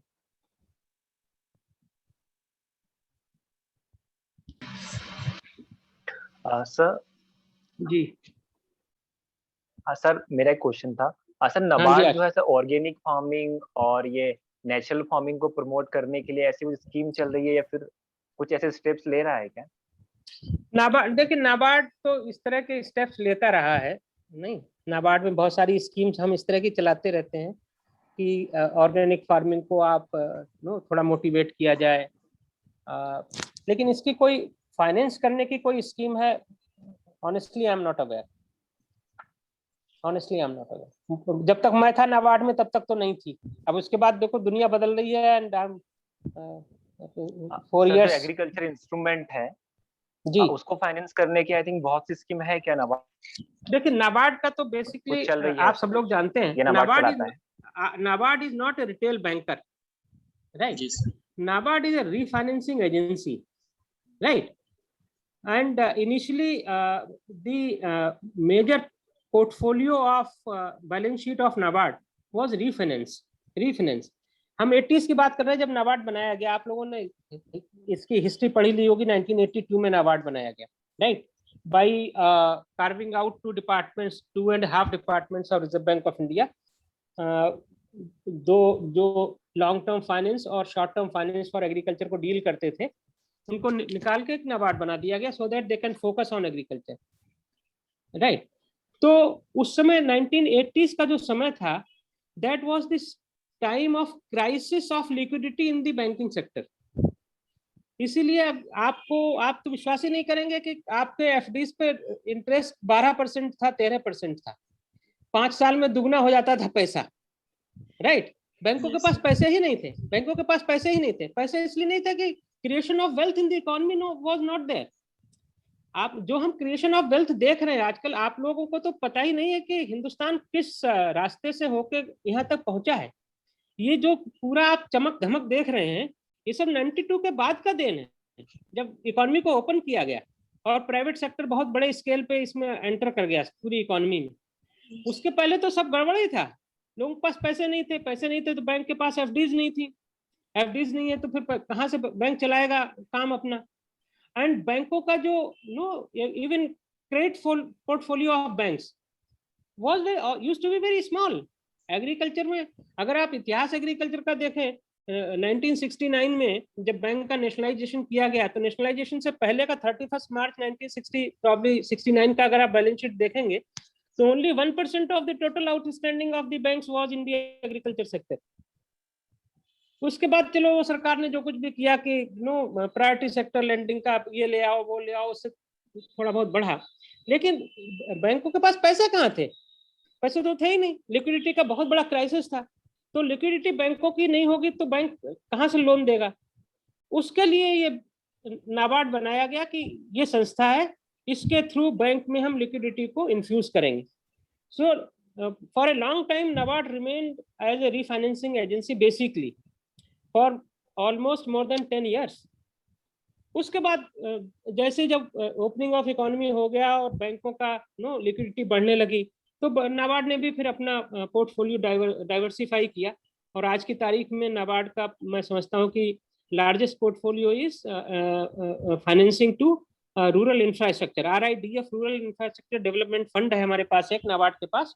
उसके माध्यम से NABARD largely to state governments finance करता है, लोन देता है फॉर इंफ्रास्ट्रक्चर डेवलपमेंट. तो नाबार्ड तो रिफाइनेंसिंग एजेंसी था पहले. आपका सवाल यही था ना? क्या सवाल था? मैं थोड़ा सवाल बता दिया करो, बीच में गड़बड़ हो जाता है मेरा. What was your... आपने कुछ चीजें कवर की. एक्चुअली सर मैं जानना चाह रहा था कि जो किसान जो डायरेक्टली जो स्कीम्स आती है बहुत सी, जैसे कि उनको अगर कल्टीवेटर चाहिए या ट्रैक्टर चाहिए या फिर सीड्रिल चाहिए, तो उसके लिए सब्सिडीज आती है गवर्नमेंट की, उसमें कोई रोल होता है क्या नाबार्ड का? नाबार्ड, हाँ बिल्कुल सही कहा. तो मैंने बताया कि नाबार्ड ये सब फाइनेंस कर रहा है. तो इनिशियली हम लोग क्या करते थे, हम लोग स्कीमेटिक फाइनेंसिंग कर रहे थे. Again NABARD was also not having unlimited resources, no.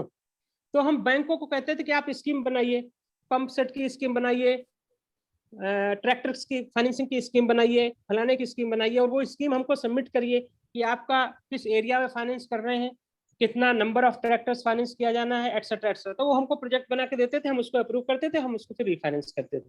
Retail banking NABARD ने कभी की नहीं, राइट. और आज भी नाबार्ड रिटेल बैंकिंग नहीं करता है, नाबार्ड रिफाइनेंसिंग ही कर रहा है. तो अब रिफाइनेंस, पहले हम लोग बहुत रिजिड थे कि हम स्कीमेटिक ही करेंगे, लेकिन ऑफ लेट जैसे जैसे बैंकों के पास भी लिक्विडिटी अच्छी होती गई, नाबार्ड ने भी अपने नॉर्म्स को रिलैक्स करते गए. तो अब काफी रिलैक्स नॉर्म्स पर करते हैं. नाबार्ड तो शायद पूछता भी नहीं है कि ये पैसे हमसे ले रहे हो कहाँ लगाओगे, तो हमसे ले लो बस और लगा दो जहाँ लगाना. सो टू से, मतलब it's not a sweeping remark, but then we are quite relaxed now. इसके अतिरिक्त और कुछ पूछा आपने? No sir, got it. Sir आपका बहुत समय ले लिया, 1 घंटा था ऑलमोस्ट, 1.25 घंटे हो गए. देखो ऐसा है रिदम बाबू, हम तो हैं रिटायर्ड आदमी, घर में बैठे, राइट. और थोड़ी है विदाउट आस्किंग फॉर इट, तो हमको कोई दिक्कत नहीं है. If you are comfortable, I am also, and if you feel that you are you are not having any more questions, then we can close, and any other day at any time you are welcome to ask any questions. Sure sir, any time sir. Thank you, आपने sir इतना time दिया, और हम लोग निश्चित अगर जरूरत पड़ी तो आपको फिर परेशान करेंगे. नहीं, बिल्कुल. रूरल डेवलपमेंट में मुझे बात करने में, इंडियन इकोनॉमी और rural development are my favourite subjects, right. और तो सर हम भी प्योर रूरल डेवलपमेंट वाले स्टूडेंट हैं. अच्छा. तो इसमें मुझे अच्छा लगता है पढ़ते हुए. And just for your information, I was NABARD has this NABARD officers training college in Lucknow. जी sir. Where they have NBSC, we call it NABARD Staff College, and BIRD, Banking Institute for Rural Development, as I told you, they have the same campus, very huge campus. तो BIRD में हम लोग non नाबार्डियंस को train करते हैं, banks and government officials etcetera etcetera, and NABARD staff college is for officers of NABARD. तो just coincidentally I was faculty also for 6 years and I was teaching NABARD officers. So उस तरह से फैकल्टी होने के बाद आपको ये आदत पड़ जाती है कि मौका लग जाए तो भाषण दे ही दो. वो सर एक्चुअली इतना स्ट्रक्चर्ड था, वो लग रहा था, क्योंकि सर आप इतने प्रोसेस के साथ आए, तो वो लग रहा था जैसे कि आप मतलब बहुत प्रो हैं इसमें, पढ़ाते रहे. सर एक्चुअली जिस सीक्वेंस में क्वेश्चन प्रिपेयर हमने किए थे, एक्चुअली आपने आंसर उसी सीक्वेंस में किया है. So just a coincidence. It was not by design. नहीं एक्चुअली सर आपने उसकी मॉडस ऑपरेंडी को कंप्लीटली फॉलो किया, दैट्स व्हाई ये कोइंसिडेंट हो पाया. जी. Thank you so much sir. ठीक है फिर Ridham and Disha ji and Ashish and Sangram and Prachi. Good day. Sir बहुत आभार आपका सर. Thank you sir. Okay, bye. Bye. Bye.